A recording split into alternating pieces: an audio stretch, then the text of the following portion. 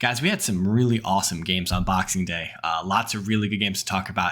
The most goals scored in a single Boxing Day fixture of all time. But, guys, 47 podcasts in a year. That's a lot we've been doing this year. And I've spent a year with you twats. This is Red Card Radio.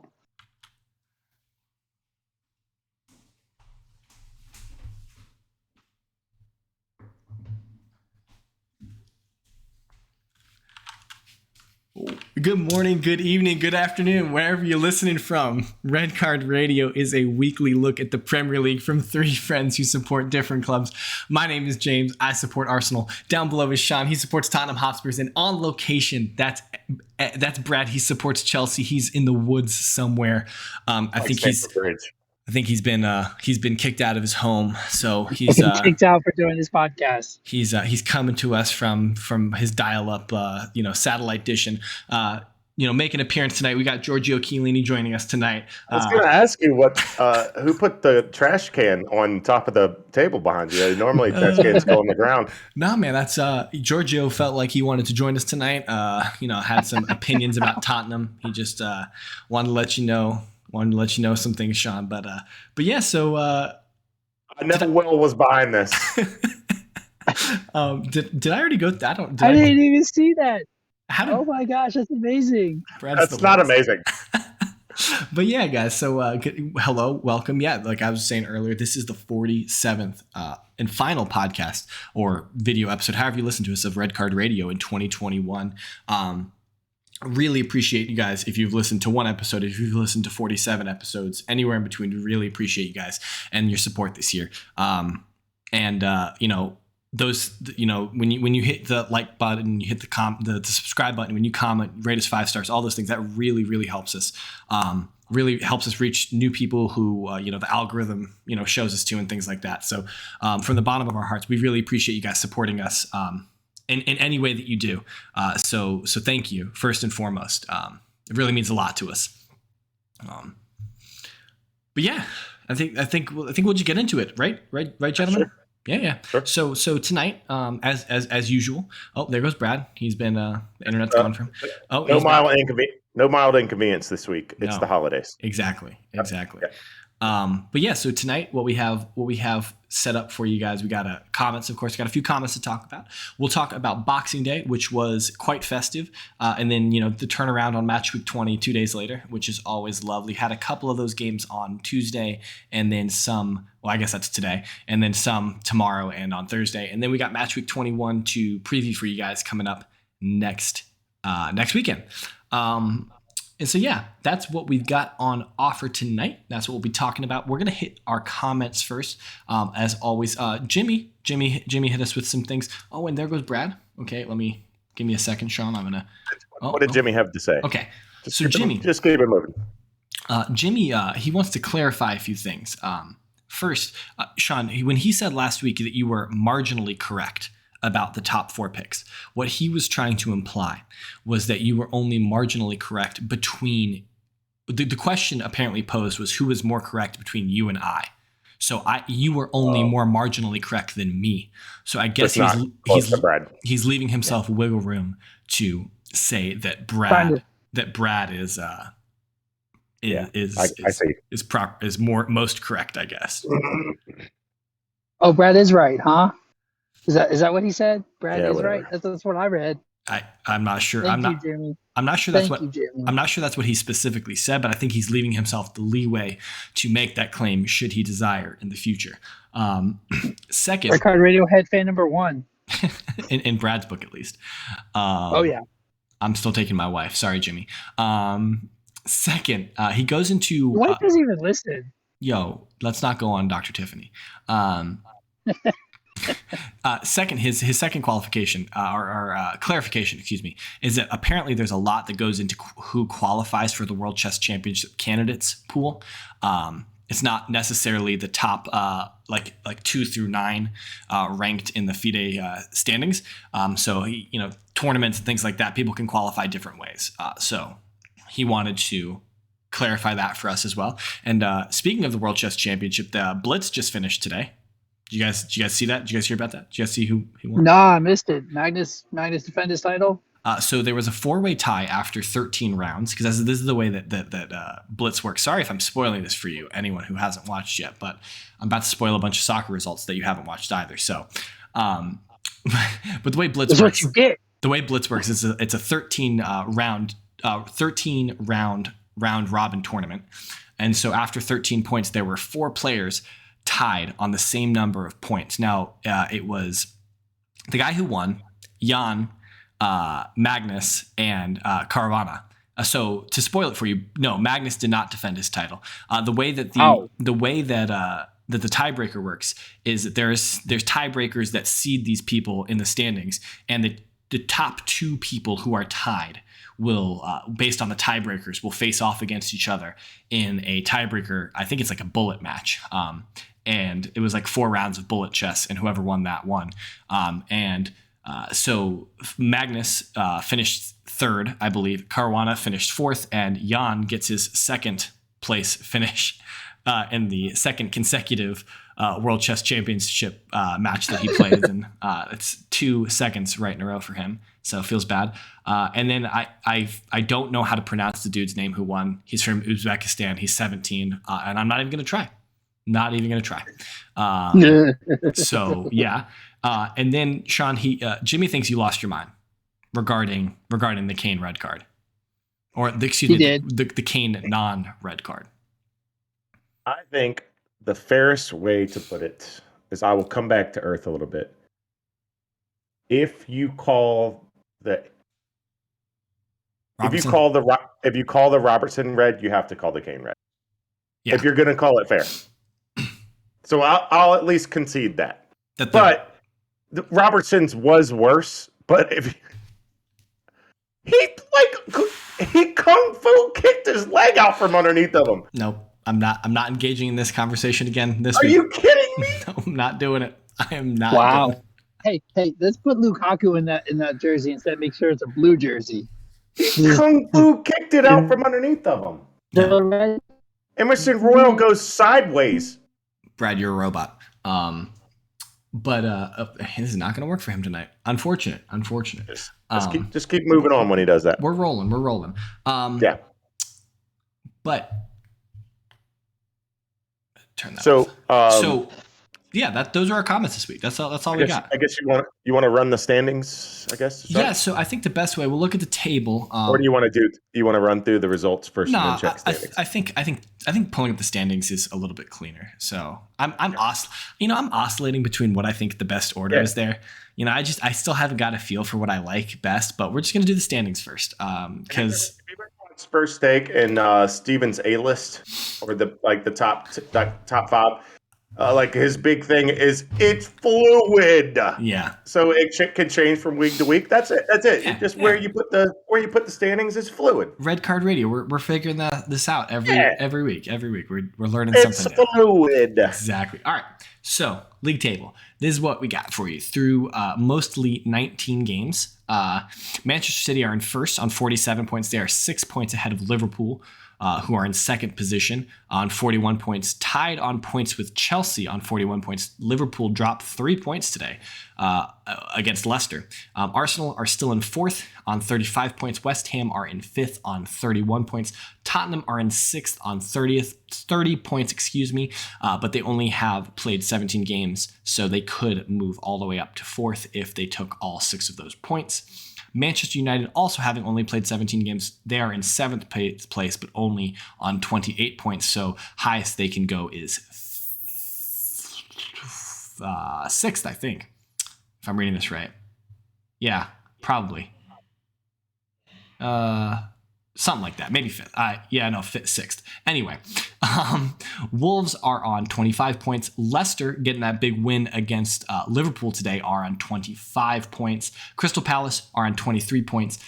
In 11th place, starting the second half of the table, Brighton and Hove Albion on 23 points. Villa are on 22 points. Southampton in 13th on 21 points. Brentford are in 14th on 20 points. Everton are down in 15th on 19 points. Leeds United still in 16th 16th position, still on 16 points. Watford are in 17th on 13 points. Burnley in 18th on 11 points, though they've only played 15 games. They have 4 games in hand. What is going on? Okay, sorry, that's crazy. COVID is going on for them. Well, let me tell you that a game in the hand is better than 2 in the bush. That's not true. I'd rather have points in the table. Just saying, Sean. Well, when you have games in hand, you can just imagine that you win all of them. That's true. That is true. But then it's even more crushing when you don't actually win all of them. Because you guys have dropped points. Just imagine if they win all 4 of those. That's 12. That moves them up to 23. that puts them in. They're bad. They're right there. They're top 10, bro. Bro, you know what's funny? If they win all 4 of their games in hand, they will have won more points in those 4 games than they have won all season so far. Yes. Hey, and that puts them at minimum, even if they win them all 1-0, that puts them -3. They're in 12th. They're in 12th, chilling. We're a mid-table team. Hey, baby. Burnley's staying imaginary. Up. That's, you know what? Burnley is my imaginary mid-table team. I'm calling it right here. Hey, put it down. You just imagine that they win all those games. Boom, mid-table. It's in writing now, so you gotta put it down because put it on the sheet. Yeah, put it on the sheet, Sean. Put it on the sheet. I'm just gonna write down imaginary mid-table team. Newcastle. Let me just finish this. Newcastle are in 19th, and Norwich are in 20th still. Both of them have played maximum games. Can't hear you, Sean. What? It was breaking up a little bit. Yeah, you're talking to the mic. Hear me now? Yeah, perfect. There we go. Lovely. But we're back. So yeah. Technical difficulties. Yeah, it's one of those nights. By the way, my imaginary mid-table team, all 3 of us picked them to get relegated. So I think all 3 of us will be right on that account. Me too. Because guess what Burnley's not going to do with 4 games in hand? We'll win them. They're not going to take 12 points. That's a mid-table team. If they do. All right. So let me run through these Boxing Day results. Boxing Day and Monday. I mean, you know, the if game that I was just playing, you know, like if Chiellini was actually a good player, then maybe Juventus would be higher than 7 or wherever the hell they are. Damn. Says the man who supports a team who hasn't won a trophy since 2008 about a man who won 9 straight Scudetti. 9 straight Scudetti. When was the last time they won a trophy? Yeah. Bro, last year. They won 2 last year. Yeah, but what have they done this year? What have you done for me lately? You know? True. What trophies have they won in December? You're right, Sean. Sorry.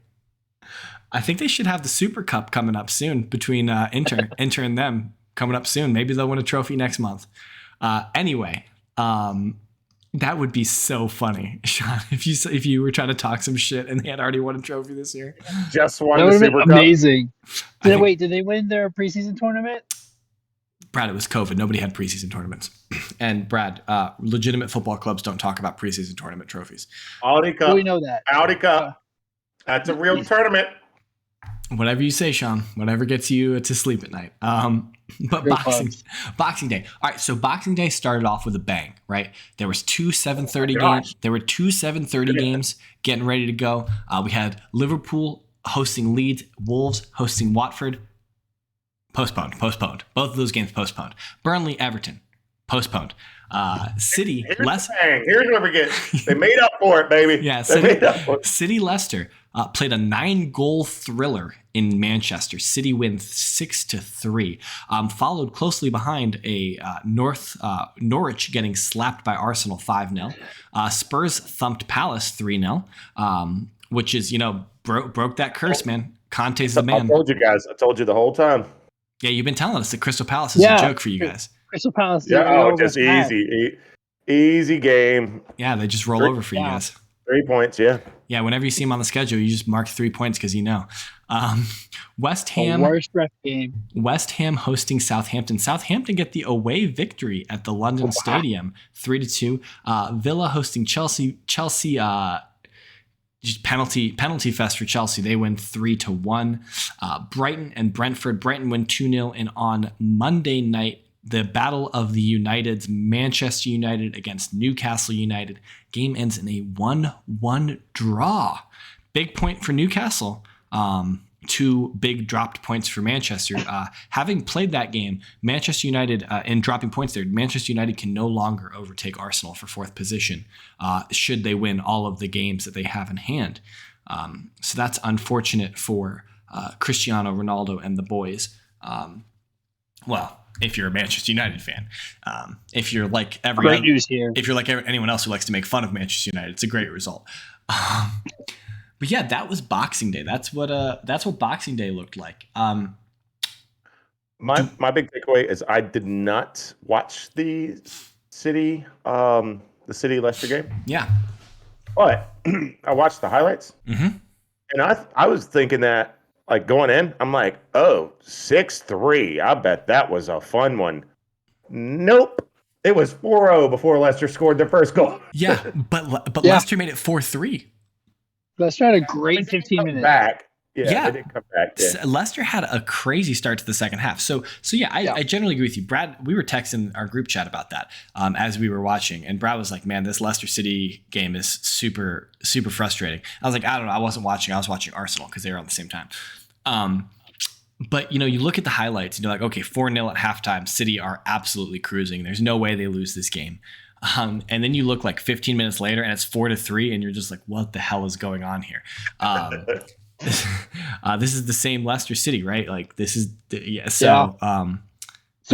So I didn't know they were playing with all, like, their whole defensive line is second string. They don't have a single starter because of injuries and COVID. Yeah, man. So 6-3 makes sense because, like, and then they turned around. They turned around today and did the same thing and beat Liverpool. Yeah, sure. Yeah. Did. Oh well, I'm sorry to jump ahead, but no, it's fine. It's fine. Sure. Leicester can play some offense, and they have a decent midfield. It's just if they can stop you at the midfield and you're not penetrating too much, or then they can do something. But well, the thing about no defense. We'll talk about this in a little bit. Like they only beat Liverpool 1-0, so like it was definitely a lot of rear guard action. But we'll get to that here in a minute. Yeah, I mean, like it's unsurprising that City scores 6 goals against a second string defense. Like. That's Manchester City. Yeah. Like you give them an inch, they take a mile. They're very clinical. They're the one of those teams that like you could lose to them 2-0 and they've only had 2 shots on target for the whole game, and you're just like, man, I thought we played really well, but we lost 2-0 because they're just super clinical when they have the ball. So I don't know, like I wasn't expecting much out of Leicester in that game, and the result doesn't seem like it was much for Leicester. But I guess that game turned out pretty good. For neutral. I wanted to point out Newcastle were better than United. They were, but let's get to that though. Let's get the rest of these games first. Okay, you want to go in order? I don't mind talking about Newcastle next if that's what you want to do. I mean, we can jump there. That's fine. It doesn't matter. I agree with you. I was almost floored. I couldn't tell. Newcastle looked so much better, and I could not tell by watching if United were just playing awful or if Newcastle were playing better. If that makes sense. I think it's both. It has to be a combination of both. The talent on United is so much higher than the talent on Newcastle currently. But they were taking it to them. ASM's goal was dope. I don't know. Did you guys see that goal? Yes. That's a goal or a penalty. Like the Fridge cannot play defense. That was terrible. That still should have been he still should have been carded for that heck of a shovel. He's trying to kick the ball. Yeah. I saw a clip and it was I think it was Latin guys but speaking English. So I don't know what channel it was on, but it was a brief clip and basically one of the guys was like, "Oh, okay, here we go. Get English commentary, get your teleprompter ready." And I was like, "Oh crap, what's he going to say?" And he was like, "Okay, give me your thoughts on Harry Maguire." He was like, "Yeah, okay, yeah, he's shit." Yeah, I've seen that clip. That's good. Yeah. Was that not recent, or did they just they pulled it back up? I think it's been around for a couple weeks now. Okay. Because I saw it a couple weeks ago. It's like 2 guys in a studio. Yeah. But that was really funny. But yeah, so I watched most of the first half of that game, and then they're running that 8 alive too. Like that whole defense just Yeah. 4-2-2-2-2 did not work, Well, and it just got ate a lot. Like I don't understand because it's not like Newcastle have the players They were to they beat were this team also they but were they also 6 inches from from 2-0. the Varane handball. excuse me. If that was in the box, they're reviewing that and calling that a penalty. True. Yeah, But it just because it was just outside of the box because it was that's why he didn't review. Like I'm not gonna. Yeah, well, it's not bother. reviewable. It's not reviewable. Oh, okay, If it says yeah. it's not, Yep. since it's not a They were penalty. 6 inches from losing that game. so So twice because there should have been 2-0 before United got one back. well, that's No. It was 1-1 at that time. yeah. But what Brad's saying is that before it went 1-1, No, before that, before Cavani should've- scored, Newcastle should have had another one. That's what he's saying. yeah, there was a couple of shots, and then Callum went out, and then ASM went out too with injury, and I haven't heard if it's like long term. I think Wilson's injury is considered to be long term, but I haven't heard anything on ASM yet. So I would like to pull up. I will not exactly quote him. Okay. A text conversation with Andrew, who's our resident listener who listens to or is a fan of Manchester United. Condolences, Andy. Yeah. Ooh. He said, and I quote, "Wow, I waited 2 GD weeks due to COVID for cancels for this shit show of a game." That was a United. That was at 4:19, so it was about early in the second half. Yeah, so that's the thing. That's the thing about that. I expected Manchester United to look better coming out of their COVID quarantine. At this point, Spurs looked pretty good coming out of their COVID quarantine against Liverpool. I expected more from United, but they have players who, in theory, should be good, but it just something is not right. Something's not working. I have a few more. Okay. Sorry to interrupt. No, it's I fine. just wanted to make sure I found them and accurately quoted him. So after Cavani scored, Newcastle went on a flurry, Yeah. like where they were attacking vigorously. I don't know if you said you watched the first half. Yeah, I didn't see it. So after Cavani scored, Newcastle were battering Okay. De Gea, and his first text is, "Fuck off, Newcastle." He's basically like, "Let me get this tie." And then, so my reply was, "How tight was your booty hole after those 2 shots?" Because one hit off the post, and then the return after they got the rebound, it banged off the. He barely got his hand to it. Yeah.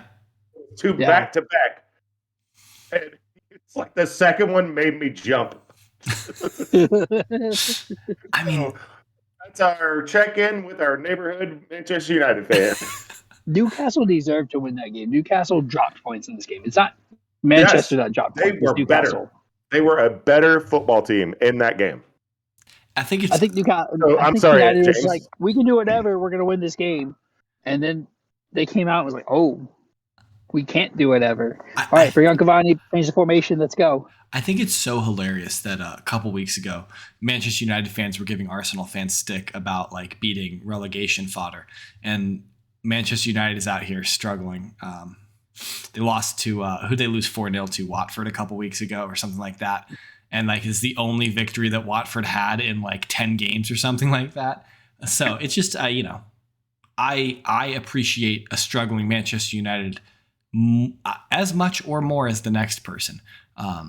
Teams that I really love seeing fail: Manchester United and Chelsea. When those 2 teams fail, I'm very happy. That Tottenham? I think you put Tottenham above Chelsea in terms of when they fail. No, I'm an American Arsenal fan. I was not born and raised in North London, so like while I appreciate the North London derby and I appreciate the rivalry with Tottenham, I have a different ranking of rivals and people that I don't like in English football. I think everybody can now realize how big of a troll I am, especially when it comes to Chelsea football. Yeah, if we've surpassed Tottenham. You guys were always above Tottenham. Always above Tottenham. It's Chelsea, Manchester United, Tottenham, City. That's the order. Before we move off of United, Yes. I would like to point out Let's point it that out. one of Burnley's, I guess maybe not game in hand, but their next game, Burnley plays United. Okay. So if United lose that game, Or drop points. no, if they lose that game, if Brighton win their next one, Brighton will be ahead of United. Ooh. Okay. So you're saying United lose. They're on 28 points. Goal differential. They would have to win by 3 or more. Well, they'd have to win by 2 or more. Brighton are only on 23 points. They would need to win 2 straight. Oh, I did the math wrong. Sorry. Leicester or Sean Wolves. Math is back. They will be in 8th. Sorry. So Wolves' next game. Wolves' next game is on January 3rd against United. Since I guess maybe their weekend game. How does that work? Okay. So probably they play on Monday. So what do they go? A Friday, Monday? Okay, so they still have to play. So United still have to play match week 20, which is the midweek that's happening right now, and then Wolves midweek match in match week 20 against Arsenal was postponed, so they're already showing that their next match is against United. Gotcha. Yeah, so math. Anyway, Manchester move United. on. They suck. What did you think about that Spurs result, Sean? How did you feel about it? Honestly, I know you guys. We've all made fun of Kane. We've all made fun of Kane, and deservingly so. He's had an awful season so far. True, but he is recently. I don't know. He's coming back to himself. If that makes sense. He scored 2, I think, now in 2 games. 3 in 3 games. 3 in 3 games. One in each of the last 3 games. Okay. So, and that's since you guys pointed out that he has 1 league goal. So now he has 4. But I just wanted to clear that air. But no, but honestly, since that's fair. Since we started making fun of him, I think he listens to the podcast. Is what I'm saying. Harry? Yeah, I'm pretty sure Harry Kane listens to the podcast. Well, I'll have you know that Harry Kane very fervently defended your boy Lewis Hamilton on Twitter, and you threw him under the bus on Twitter. So I'm just saying, maybe he's got a bone to pick with you. But that's why he listens. That's why he listens. Sean, I posed this question to you on Twitter about a week ago that you have not responded to. So I'm putting you on the spot right now. If Manchester City come back, they need a striker. They just got $55 million for Ferran Torres to Barcelona. Yeah. What happens if they come for Kane? 100 mil for Kane. What you saying? You're Daniel yes. Exclamation point! Yes is the answer. Oh, that's funny. Yes, I'm not an idiot. I'm a fan. I don't disagree. I guess sometimes that makes you an idiot. I thought Harry Kane didn't get the red card, but it's okay. It wasn't a red card. Harry Kane in a Manchester City shirt, that's definitely a red card from Sean. Bro. Where's my red card? It's in my truck. I meant Harry Kane's I'll red go card. get it right now. Harry Kane should have been red card against Liverpool. And in that game, Zaha did not deserve that first yellow. That first yellow was the softest yellow. This is what I disagree with. Is I think if the first one even wasn't a yellow, the second one was a straight red. I disagree. The way he threw him down. I think it's a very solid yellow. Like, it's a yellow card because you shoved him because you were frustrated. And Zaha does that every now and then. Like, so the thing about that first one is not a yellow card. The thing about it though is the first one can be a yellow card.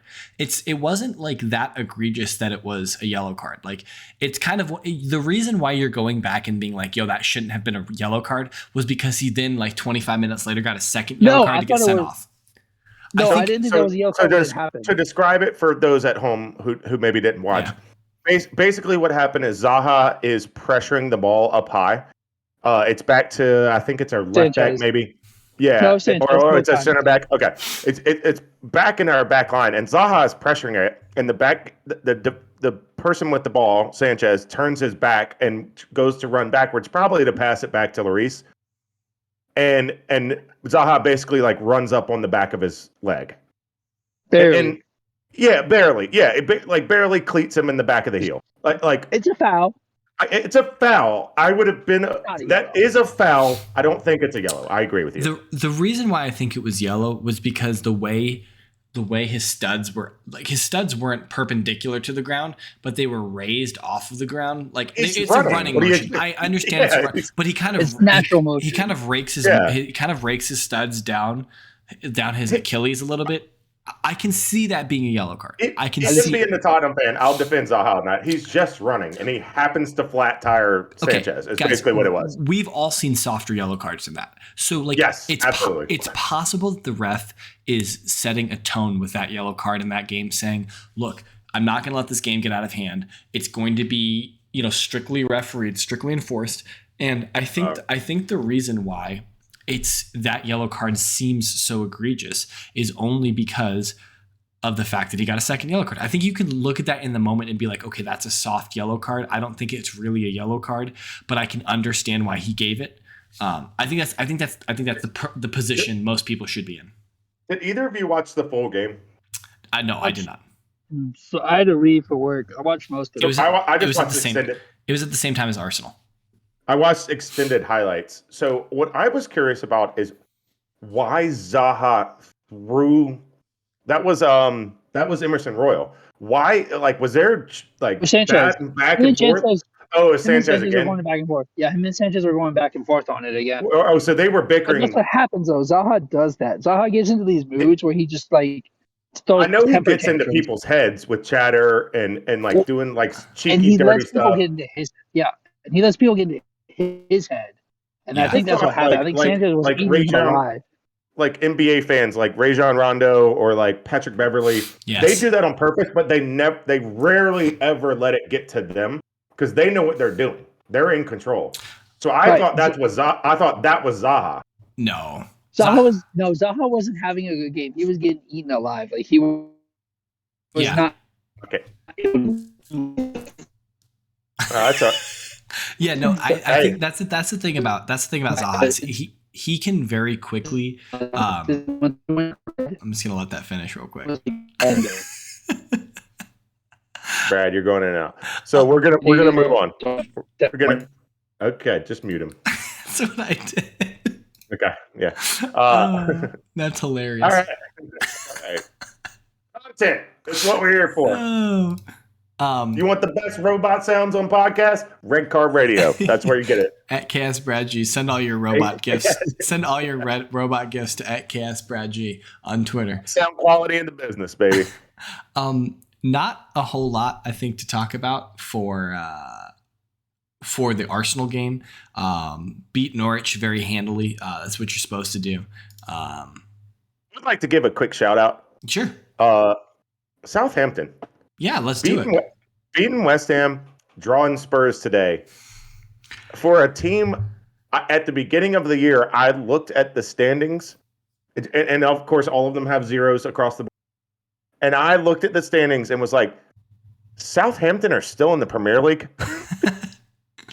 So for a team that I didn't even realize didn't get relegated, like they're out here balling. Yeah, that's the thing about Southampton is like that was a super big 4 points for them to pick up, and they picked. Absolutely. I think they picked it up in the reverse order than people were expecting. In my opinion, I think if you look at Southampton and said, "Oh, you got 4 points out of Boxing Day and the midweek afterwards," they would have been like, "Okay, we're drawing away at West Ham and we're beating Spurs at home." But they did it. Like that game against West Ham, they got 3 points, winning 2-3. It's clearly a good result for them. Absolutely. Yeah. Yeah. They weren't. Go for it, Brett. The Southampton game, the West Ham United game, they were just in control. Like West Ham just couldn't get a foot into the game. It was very well coached. Like if Tottenham didn't get Conte, Hasenhüttl should have been at the top of the list. The man can work some magic with what he has. Well, that was going to be my point. Is it looked to me in the I think I saw like limited highlights of that game because again it was at the same time as Arsenal. I watched Arsenal. Is that Southampton were definitely in control of that game. Were they up 2-0 at one point, or is it 1-1, 2-2? I forget. I don't remember, but it seemed to me that Southampton they scored good goals and they were in control. It doesn't matter It necessarily. was 1-1, then 3-1, then 3-2. Okay, so they were up 2 goals at one point. Okay, so my memory's kind of serving. How do you feel about this Villa Chelsea result, Brad? Lukaku is back.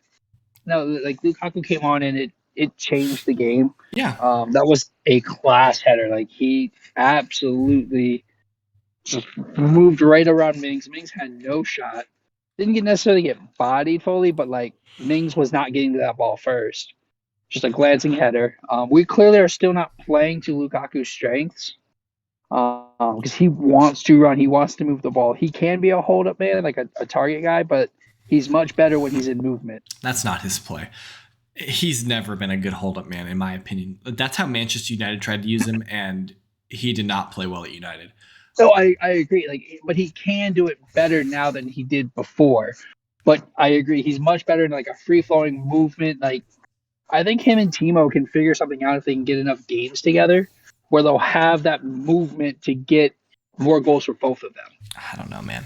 I think it's a really interesting partnership eventually. I think you guys but would you rather him have that partnership with Timo Werner or Christian Pulisic? Because it seems whichever. They can both fit in there. Pulisic, I mean, well, let's see. Pulisic probably fits better because Pulisic can be the driver to get it to Lukaku, because Timo makes the runs to give Lukaku space. Pulisic runs with the ball at the defense to give Lukaku that space. Yeah, Timo Werner seems to me like I'm going to spring a back line kind of guy. You put the ball over the top, and that's where I thrive. Whereas Pulisic wants to have the ball. He wants to pass the ball, have quick interchange with people. I think that's kind of where Lukaku flourishes best, when the ball's at his feet. He's moving the ball quickly between teammates. He's very good in the air. He's very good in the air, but I think he's also just as accomplished playing as like more of a 9 than an 11. So like get him. And I was just saying, I got 3 thoughts when you guys are done. Okay. And that run that he made, oh my God. For the penalty, for the last penalty, for Jorginho's last penalty. It was a through ball. Right, but he knocks down. No, he doesn't knock him down. He doesn't knock him down. The guy tries to bring him down and falls off. That was going to be my first point. That's what I'm saying. And then the second guy, like, if Lukaku's fully healthy and recovered from COVID, I don't think Kansu brings him down there unless he like throws himself at his legs like he did. But great run to draw that, to get by the defender, to get into the box to draw the penalty. Great pass, but Lukaku did all of that. That's not a through pass. It's Lukaku did all of that. Mm-hmm. So Lukaku showed his class for 45 minutes. I don't think he's ready for 90 still, though.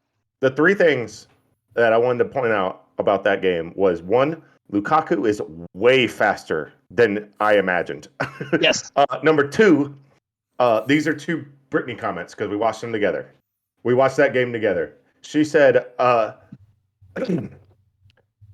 he's so much bigger than everybody else. I was like, yes, it's true. Yes, he is. It's true. Yes, that was her comment on Lukaku. And then 3, she says, Lukaku's really fun to say. so she really likes Romelu Lukaku. And I was like, wait till you learn his first name. Romelu Lukaku. She was like, oh, that's really fun. It's like, we gotta get her a kit now. So she might be a Lukaku fan just because she likes saying it. Let's go. I might have to get Brittany a kit here. We gotta get her some Chelsea gear.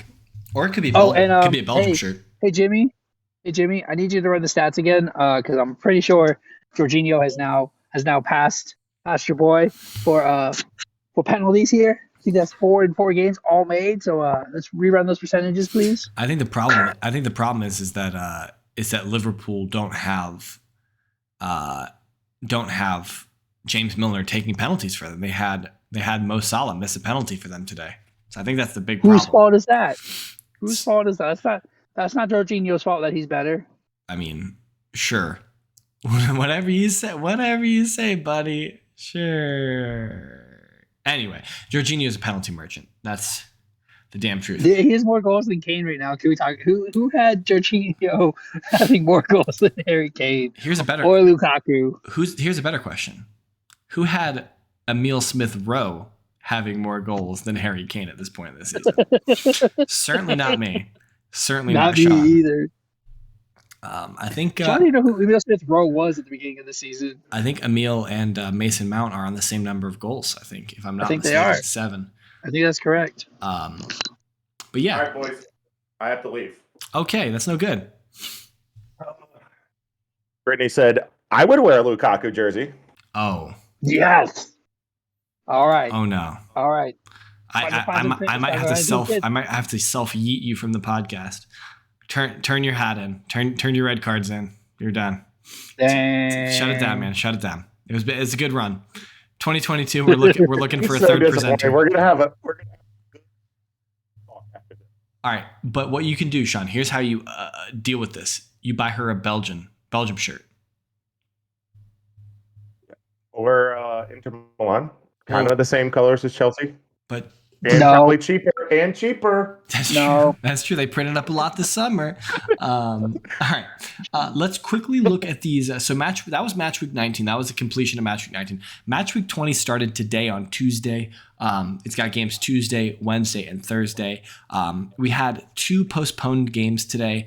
It was the Arsenal Wolves. That game was postponed due to COVID at Wolves, and Leeds Villa. That game was postponed. I believe it's a COVID at Leeds that has that game postponed. But so the games that were played today, Palace bounced back, beat Norwich 3-0. Norwich have now shipped 8 goals in 2 games at least. That's not good. 14-3. It's 14 goals and 3. Who did they play before Arsenal? 14-3. Hold on, let me double check. Let's see. Yeah, Brad's gonna do some research. He's got his typewriter. He's gonna figure it out for us. Spurs again and Southampton. Southampton get that good draw against Spurs. West Ham bounce back away at Watford, win 4-1, excuse me. And then Leicester get that important victory at home against Liverpool. They win 1-0. So that's those are the games that were played today. I think we kick it off with Sean. Did you get a chance to watch the Spurs game today, or were you working or doing stuff? Yes, I wouldn't admit to it either. I wouldn't admit to watching that game either. No, I did not, but I did watch Leicester Liverpool. So okay, perfect. Yeah. What are your thoughts on that? I also watched. On Spurs Southampton. Okay, you want to stay on Spurs? Spurs Southampton real quick. Okay, Brad. Spurs. For those keeping score at home, we were recording this mere hours after these games. Yeah. So I haven't had a chance to catch up on that, rewatch it, watch the extended highlights, whatever. Yeah. So that happened midday for us here on the East Coast of America. All 3 of us happened to be in the East Coast time zone. But I was able to catch the 3:00 Leicester Liverpool. So cool. So I wouldn't go back and watch these highlights, Sean. You'll be very disappointed. I was surprised to see. I did check it out. What I was surprised to see, basically the exact same lineup as the weekend. He didn't change almost a thing. And Southampton rested a ton of people. And Southampton dominated this game. Southampton deserved to win this game, even down to 10 men. Sanchez made a heck of a save to stop Broha from winning the game for Southampton. We were 10 men from 39th minute on. You were 10 versus 11, and had I think 2 goals or 3 goals taken out of the net. But they weren't good goals. It wasn't something that oh my god, Southampton put it in the goal. Well, no, Spurs put in the goal a couple of times.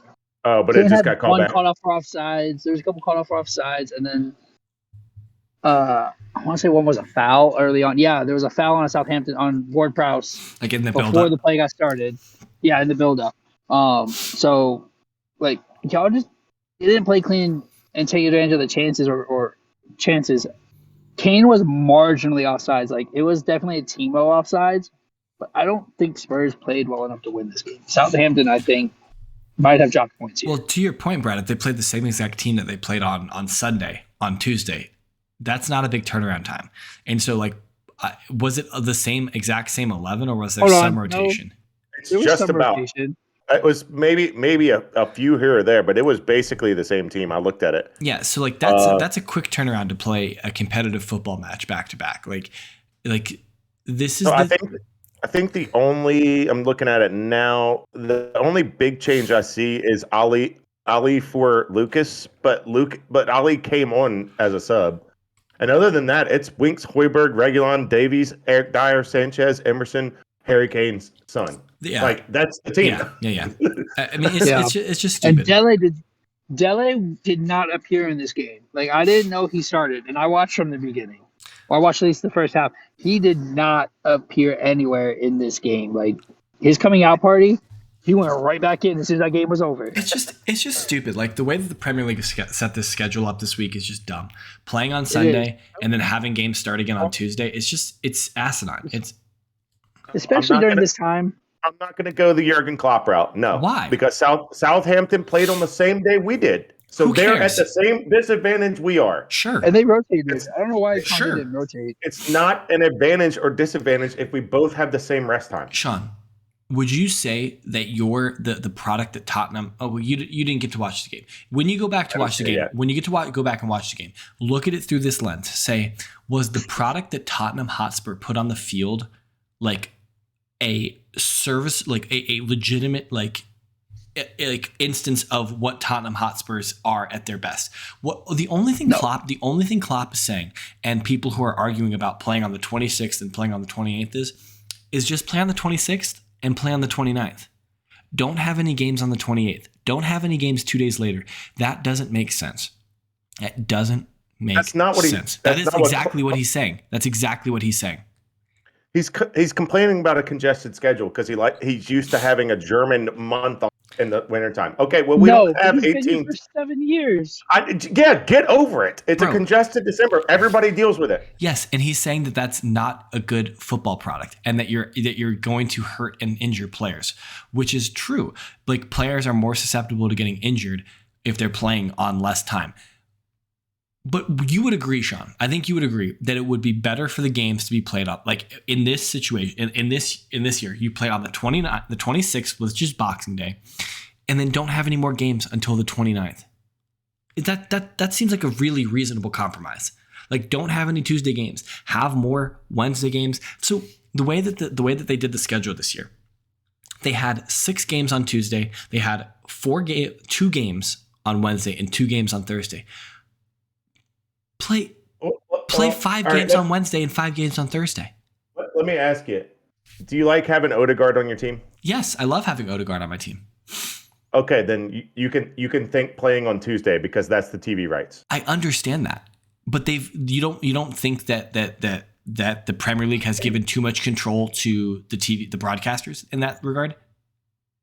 I guess that's what I'm saying. What I'm saying is, like, if you want that TV revenue money, you put multiple days, and it is what it is. Like, do I want to draw away at Southampton to 10 men? No. No. What I'm saying here's the thing, right? But here's the thing, right? So if the product on the field isn't as good, the money's not going to be as good.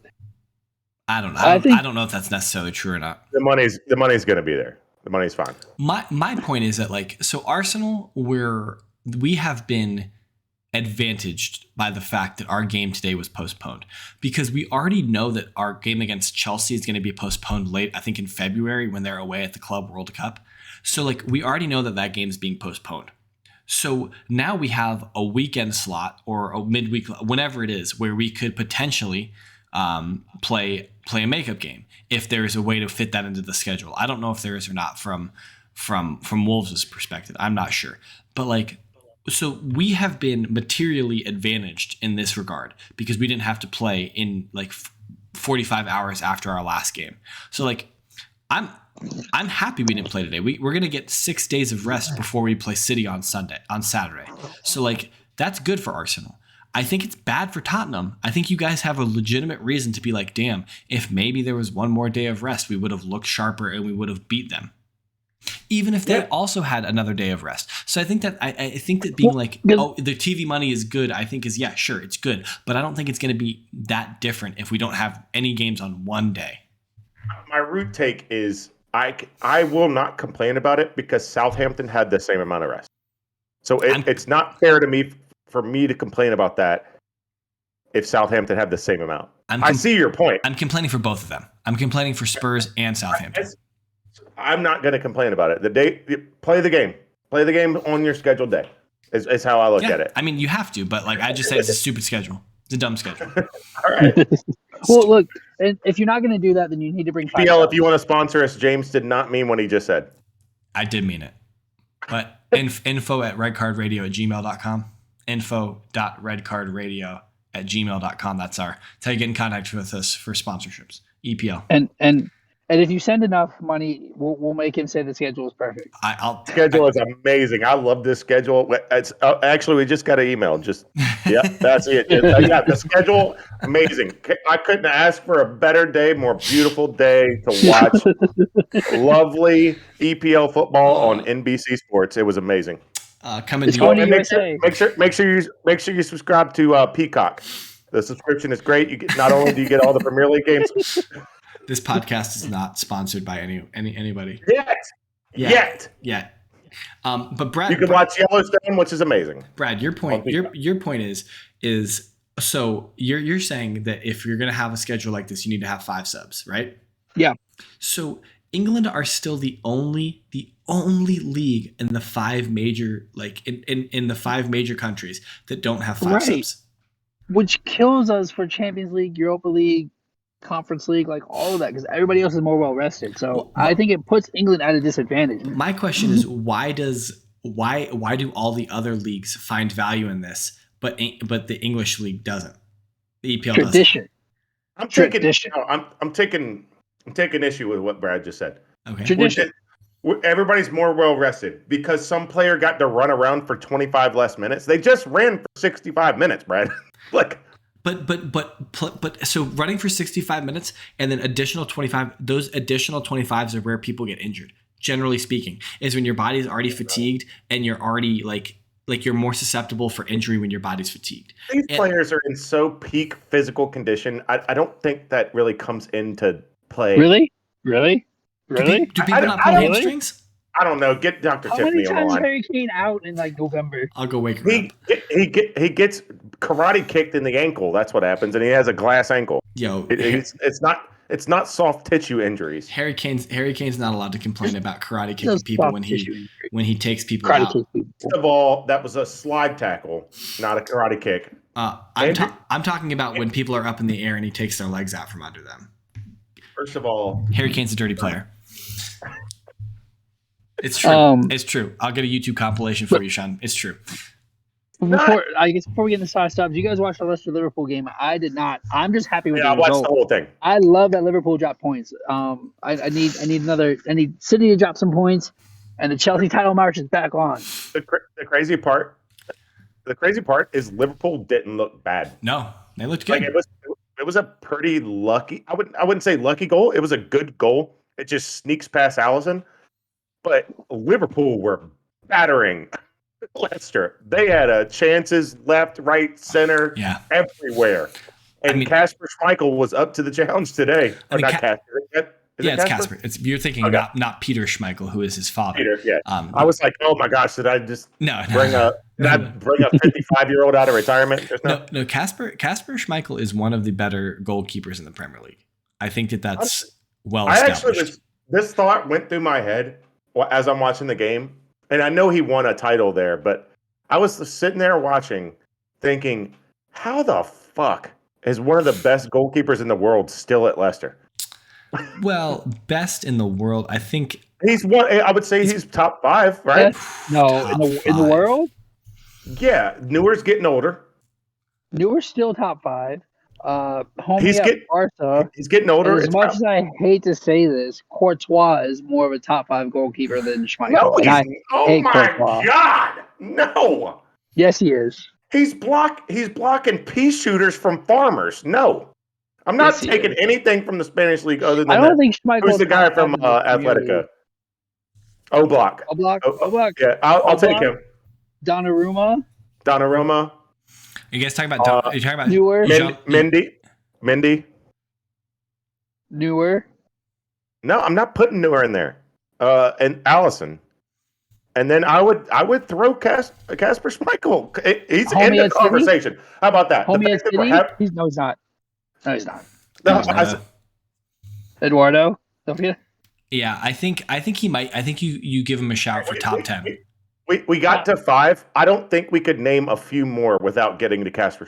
That's what I'm saying. Is he's close? Yeah, he's good. I think the reason why is that he probably really enjoys living his life playing for Leicester City. I think he had a really good relationship with the owner before the owner passed away in that helicopter crash. And it's not like they're not playing in Europe. They're playing in Europe. Yeah, it's the Europa League right now, but they were in the Champions League. They've won the Premier League. They won the FA Cup last year. So they are competing. They might not be competing for a lot this year, but like generally they're competitive. And he gets to play football in a town that he likes at a club that he's built a big reputation with. So I don't necessarily begrudge him for it, but like, do you think? But is Kasper Schmeichel the goalkeeper for, like, is he going to unseat Donnarumma at PSG? Because Donnarumma's not even playing at PSG. He's one of the best goalkeepers in the world, and he's sitting on the bench behind Keylor Navas. Yeah. Is he gonna? We still got a Keylor Navas running around. Yeah, bro. Yeah. Is He's keeping Donnarumma on the bench? Is Kasper Schmeichel going to unseat Courtois at Madrid, Ter Stegen at Barcelona, Neuer? No. I don't think he's going to unseat Neuer at out of your mind Bayern. here, Sean. Well, This is as bad a take as a Harry Kane red card. What I was shaking my head at was Courtois. Real Madrid absolutely take Schmeichel over Courtois. I disagree. I 100% disagree with you. I think Courtois. The only reason I don't say the other two is because Ter Stegen's been there 5, and Neuer's been there at Bayern 8-9 years. 1,000. They're not like Bayern's. Yeah, it feels like it. Bayern's not going to unseat a club legend for a 28-year-old or whatever he is. He's not that old, but he's not young either. Yeah, I mean, I don't know. I think I will give you top 10. I'll give you top 10 in the world, maybe. But and he's in Leicester City. That was just a thought I had as I was watching it. I think it's for those reasons that I said. Great. Okay. I'll shut up. No, it's fun. Yeah, it's content. Let's round out the end of match week 20 and kind of talk about match week 21. So tomorrow we have Chelsea and Brighton. Then we got Brentford at City. Brentford hosting City, excuse me. On Thursday, we've got Everton hosting Newcastle and United hosting Burnley. Those should all be chalk. With the exception of Everton Newcastle, that's a good game. That should be. But Newcastle has no attackers. Yeah, true. I want to put a bet on this. Okay. I want to throw a bet out. Let's make a bet of how many goals we think City is going to beat Brentford by. I just see Arsenal. I play Arsenal on Saturday. I see a 5-0. I'm gonna go under. I'm gonna go 4. I'm going 5. I'm gonna go 4 because I don't think they're gonna play the strongest team because they got Arsenal on Saturday. I don't think it matters. Brad. I mean, City are one of 2 teams in the league where if everyone's fit, they have like 2 full first 11s. It's them and Chelsea. But yeah, I definitely see them. I don't think KDB plays. I don't know. I don't know about that, James. When you played your backup squad, I was like, oh shit, this is their backup squad, and it's actually pretty good. Yeah, the problem is Sunderland. You were watching them against League One. I think if that Arsenal team that we played in the Carabao Cup against Sunderland, we played against Newcastle in the league. I think Arsenal would be lucky to get a draw against Newcastle with the team they put out there. Really? I think so. Yeah. Do you understand how many times Nicola Pepe lost the ball going backwards towards his goal? He was dribbling towards his own goal, got the ball stripped from him, and it's Sunderland attacking Arsenal and not like a Premier League team. A Premier League team is going to punish you for getting in positions like that. That made me remember one comment I missed from Andrew about the Manchester United game. Okay. Ronaldo did the Rooney quote: lose possession, sprint after, and completely destroy the other player for a yellow card. That was Rooney's patented move. Jimmy had a comment about that. He thought that he said almost identical to the Robertson challenge, very hard, but no studs up and missed the ball. However, his elbow makes contact with the guy's head and neck area. Yellow card. Also, Ronaldo made a full sprint into the challenge where Robo just swung and missed. So I think Jimmy thinks that it should have been a red card, judging by. I thought that comment was funny because I didn't see that play, but I knew exactly what he meant because I've seen Rooney do it, probably 40 times. Yeah, and then where he loses the ball. And then Rooney would have picked the ball up and chuck it at the referee for having the audacity to call a foul. Do you guys remember that? Do you guys remember that where he punted the ball at the referee and got a red card? Yes. Dude, it was nuts. He actually really loved Rooney for that mentality of if I lose the ball, I'll fix it. I'll go get it. You didn't work. That didn't work out for Harry Kane when they play in the North London Derby when he lost the ball.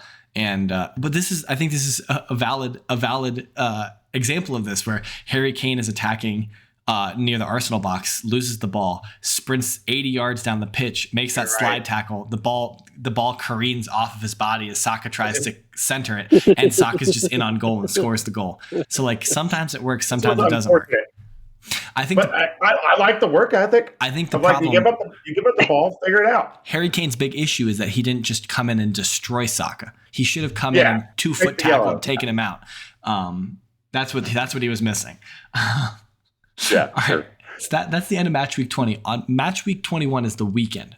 So we've got this is New Year's weekend, guys. So we've got Arsenal hosting City on Saturday morning, Leicester hosting Norwich.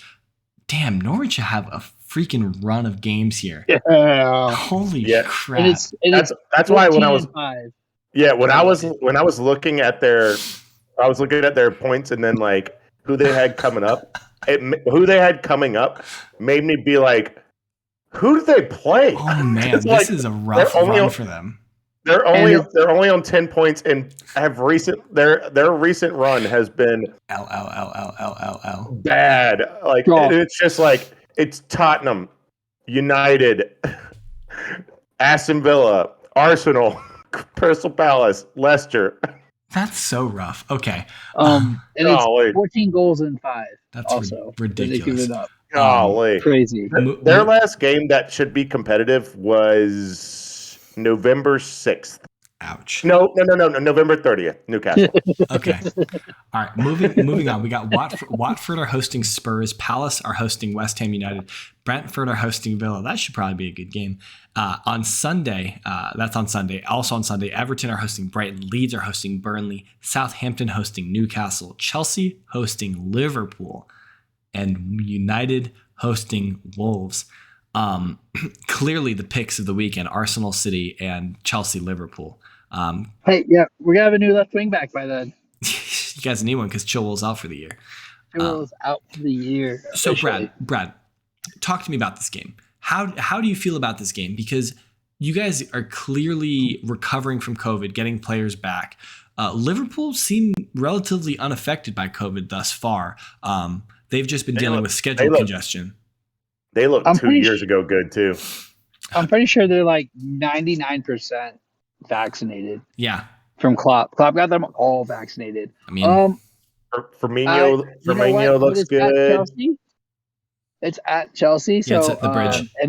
It's before Kepa's in goal. So I'm gonna say it's a dub. I think it's a 6-pointer and we're taking our 6 points. Our 3 points, but we're pushing ourselves ahead of Liverpool. You said 6 points and Sean's head exploded. Sean not just killed him. He's like, what? Fucking 6-pointer. I hate that term. I know you do. It's a 6-pointer. It is. It's taking 3 points from Liverpool and putting it on our 3. It's dumb. I don't disagree with you, Sean, but I use it only when talking about relegation battles. Yes. What I would say, it is pushing. So mid-table doesn't matter. So Brad, I appreciate your confidence, but I think you're reading this wrong. I think Liverpool have been on a great run of form recently. I think Chelsea are still having players come back, and they still need to get the gears greased before they really get going again. I think this is Liverpool's game to lose, even away. I don't think Liverpool care at all where they're playing. I don't think it phases them one bit. Whatever stadium they're in, I don't think it phases them. I think that this Liverpool team is, to Sean's point, I think they're playing pretty well right now. This was clearly losing to Leicester is not good, but that was kind of a blip. Not necessarily a blip. They've dropped some points over the last 3 weeks, but I still think that they've been playing well. I think they've been playing well. So fine. We'll see. Hey, do you think Arsenal's going to beat City? So my brother was asking me about this. Will and I were talking about this. He said, "What's your opinion on this game?" I said, "I think Arsenal should be competing for a win in this game. I don't think that there's a guarantee win in this game, but I think that Arsenal should be competing against City in this game and should be fighting for a victory. I don't think that we can afford to roll over to Manchester City like we have in the past. I think that we need to show determination. My biggest concern about the City game is whether or not we'll have a first choice right back available for this match, because Tomiyasu has COVID, Cedric Soares has COVID, Ainsley Maitland-Niles has COVID. So those are all 3 players who could potentially play right back for us, all have COVID. So it's really going to come down to if somebody is fit or if we have to play Ben White or Callum Chambers at right back. Well, actually, Callum Chambers, I think, has COVID as well. So is it Ben White again? I don't think Ben White against City is gonna survive, in my opinion. But I think Arsenal should be fighting for a victory against City. I think if your aspirations are top 4, I think you should be, every single game that you're playing at home, regardless of opponent, should be fighting to win. And I think, yeah, what's up, Sean? I just was thinking of a one North London team that didn't need excuses to beat Manchester City this year. It's true. You guys beat Manchester City. They have not had a lot of joy in North London yet this season. I wish I could just get Brad's attention and not yours too. Oh. Yeah, my attention. I didn't want you to stop. I was trying to get Brad to No, hey, my point was basically made. I was going to ramble on for another 15 seconds saying the same things as I am accustomed to doing. But yeah, I think I don't know. Maybe this is just where we've been playing well, so I'm confident right now. But I think Arsenal should realistically be fighting for a victory in this match. Your goal should be to not get battered. You should be competing. Those are different goals. I'm not saying that to be funny. Don't get battered. Because if you go out there and get 4-0'd, that's not what you want. Agreed. But you go out there and if you lose 2-1 and it's competitive, okay. But I think if Arsenal are losing 1-0, I think they should chase the game. I think they should go for a victory. Absolutely, yes. That's what I'm saying. Is if you're in the game, because if you get battered, you're going to be like, well, we're not even close. Yeah, it depends on the manner in which we lose. If we lose to City 4-0, and they only have had 4 shots on goal and they scored 4 worldies, then yeah. But if we lose 4-0 and they've had 30 shots on goal and it just looks bad, then it's going to be worse. But that's the thing about City is you can give them 1 shot and they'll score 2 goals. De Bruyne's left footer, by the way, this past week. I don't know if you guys saw that. They gave him too much space. Yeah, they just gave him too much space. Oh my gosh! It's How do you give him too much space? A defender was 3 feet away. No, that's too much space. You gave him. He got the ball, was able to turn with no pressure on him, and launch it wherever he wanted to. He had the whole goal open to him. Oh my gosh! It was just the quickest turn.